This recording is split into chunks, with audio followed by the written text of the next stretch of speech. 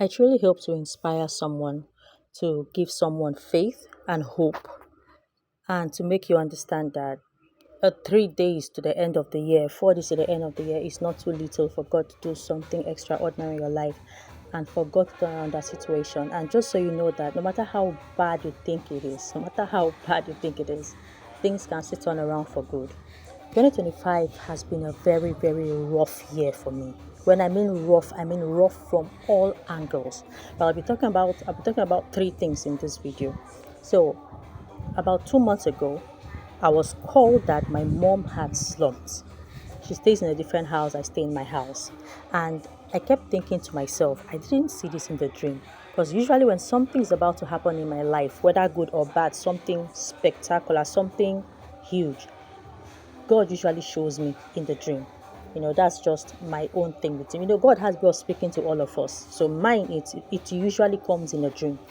And then I said to myself, I didn't see this in a dream. This should not be happening. And that day was the day for sanitation. In Calabar, where I stay, every last Saturday of the month is a day of sanitation. So I drove over to her place and my mom wasn't responding. She wasn't talking, she wasn't seeing, she wasn't moving. In fact, she was met on the floor and she was lifted up to the chair. She's already diabetic and she already has BP issues. So usually a condition like that means complete stroke, like she would never be able to move again or death. We carried her into the vehicle and succeeded in driving to one private hospital. The doctor in charge had traveled. Like I said, that day was the day for sanitation. This thing was around 8 a.m. So that means filling stations were closed. While trying to move out of the hospital, fuel finished from the car. We started walking everywhere, looking for where to see fuel. There were a group of guys standing by, and my spirit just said, why not just ask them? And so I asked the guy, I said, please, I'm looking for fuel. I have an emergency. And one of them said, one of us has fuel. Let him go to the house and bring the fuel. Time is going. For someone who is unconscious, diabetic, and hypertensive, time is going. When we got to the hospital, they had checked her BP. It was over 200. The guys finally brought the fuel. We put in the car and we drove. We now went to General Hospital. There, they didn't admit us. They didn't want to accept us. The nurse just came to the car, used the pulse checking machine to check her pulse, and the pulse was not even reading. God, I refused to be scared. Now, let me give you a background story so you understand how severe this case is. She has lost two of her younger siblings, the same mother and the same father, to the exact same thing. The first one that died was a consultant gynecologist. He went for jogging. On his way home, he slumped on the road. And for whatever reason, nobody wanted to touch him because they didn't know what the issue was. He slumped on the road. Before they could rush him to the hospital, he was dead. Her younger sister, just I think 2 or 3 years back, it's up to 3 years now, yeah, was in church just praising God. She slumped on the floor. People thought she was praying and singing. By the time they took her to she stays in a very local environment where they don't really have access to good healthcare easily. By then they took her to the small little clinic there. Maybe they didn't know what to do, I don't know, but it was too late. She died.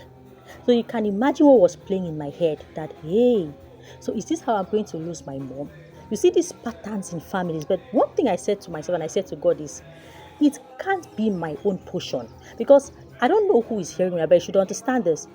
What happened to your father or your mother has a high probability of happening to you. I hope you know this. So any patterns you're seeing in your parents' life, take note of it. If you allow it, it can happen to you. And so I said, God, this woman is not going to die. Because if she goes this way too, that means I'm on the road. Because I've also lost two of my cousins. All of this that's the children to her brother and sister, it's less than 10 years. How many deaths from the same home? General Hospital rejected us, and then we took her to teaching hospital. Come and see the crowd. It was like everybody was sick in Calabar that day. I said, God, this is not my portion. It cannot be. God just kept a doctor that knew exactly what he was doing. By the time we took her in, they had to drop someone from one of the beds because the emergency center was filled, and put her on the bed. By the time they checked her sugar level, it had dropped to 1.7. Any medical practitioner knows how dangerous this is. Her BP was way over 200. The guy, unlike public hospital, will say you must buy this, you must pay for this, and teaching hospital is known for that. This doctor, while he was saying go and buy this, go and buy that, he already took everything he would need and administered to my mom. In less than 10 minutes, my mom got up. She was like, where am I? Thank God she was still able to wake up. We were able to wheel her. We left the next day. We were able to wheel her back to the car, and we left the next day.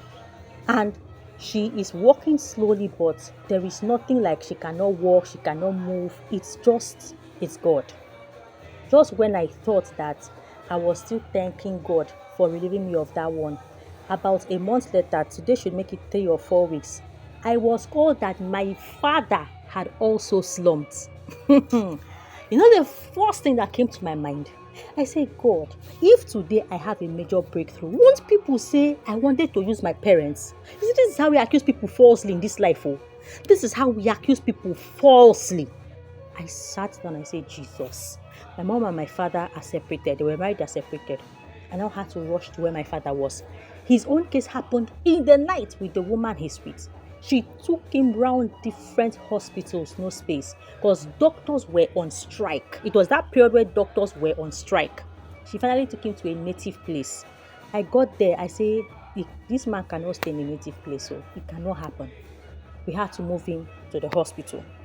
My mom is now staying with me. I left her in the house, so we were now battling with my father. He too could not talk. He was just looking. He could not move, nothing. The doctors did what they could. Thank God he started talking. Though he wasn't really coordinated with his speech, with what he was saying. But after some days, he started recovering. And he has a stroke on one side. He has a stroke on one side, but he's recovering.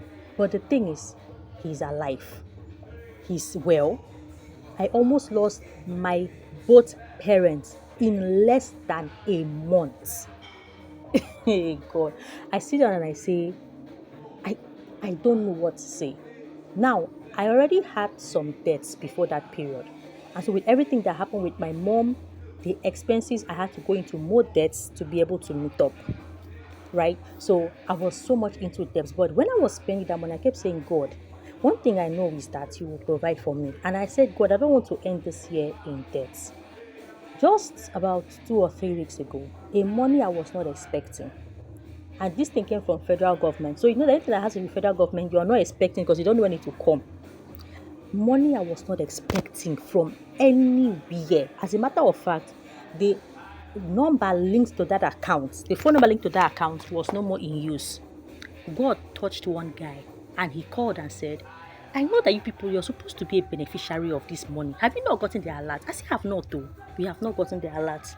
That was how I went to the bank. We did all we need to do. And lo and behold, that money was there. You will not believe that this money cleared off every single debt I was in. And when I mean I ran into good debt, like hundreds of thousands. I just explained what happened to you. It took a lot of money, you get. Like, it cleared off every single debt. I still had more than enough to do everything I wanted to do. Like, I am just in awe. I am just in awe that, so this is how God can be merciful.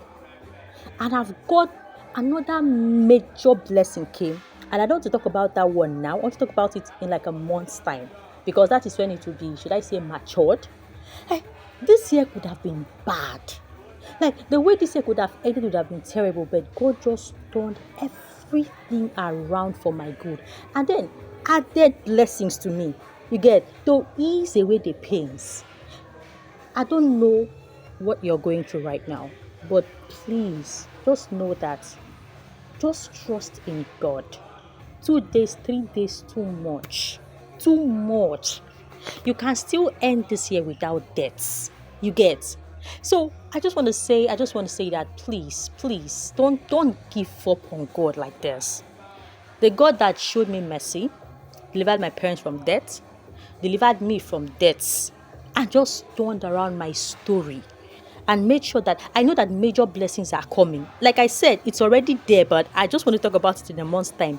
What would people have said if my parents had died and then all these blessings start coming? What would people have said? You see how devil corrupts people's blessings? Oh God. That's my story for the year 2025. It would have been bad, but God turned it around for my good.